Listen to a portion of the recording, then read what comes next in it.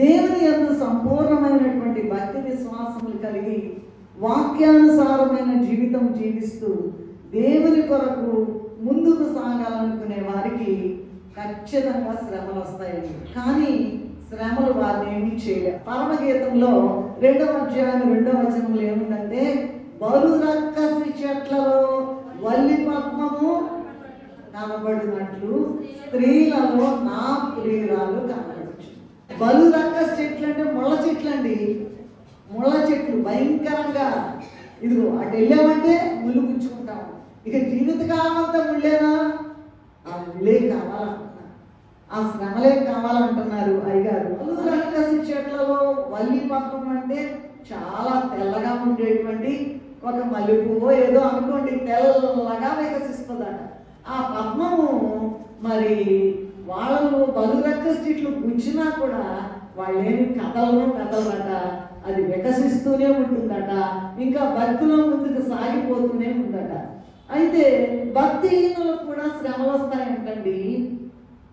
వారి చుట్టూ కూడా శ్రమలు వస్తే, ఈ శ్రమ వచ్చినప్పుడు భక్తిహీనులైతే ఇంకా ఇంకా ఇంకా బలు రక్కసి చెట్లు అయిపోతారు.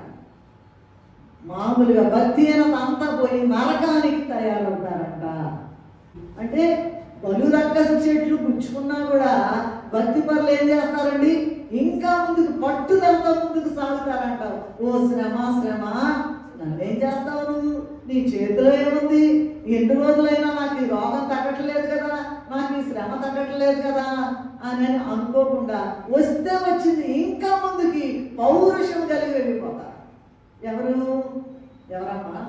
భక్తి పరులైనట్టు. ఇద్దరికి వస్తాయి అనుకున్నాక భక్తి పరులకి వస్తాయి, భక్తి పరుల విషయం ఏంటి? ఎంతన్నా కూర్చోండి, ఎంతన్నా గొడ్డలతో పట్టండి, నరకండి, ఏమన్నా చేయండి, ఏమి కూడా తొనకకుండా ఇంకా ముందుకు వెళ్ళిపోతుంది. అది పరలోకానికి వెళ్ళేవారి వరుస. రెండవది, ఈ భక్తిహీనులు కూడా శ్రమ వస్తుంది. అయితే దేవుడట, మొట్టమొదటి చదివింది కదా అమ్మాయి, దేవుడట ఎవరిని కూడా శోధించడట.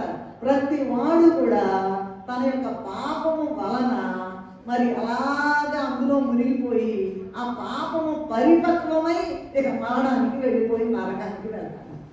కనుక మనం ఈ రెండు వాటిల్లో ఏ వరుసలో ఉన్నామా? భక్తిహీనుల వరుసలో ఉన్నామా? నరకానికి సిద్ధపడుతున్నామా? లేదా మరి ఈ శ్రమలు వచ్చినాయి కదా అని వెనక్కి తగ్గిపోయి ఇంకేముందిలే అని అనుకోకుండా ఇంకా ముందుకి పౌరుషం కలిగి వెళ్తున్నామా?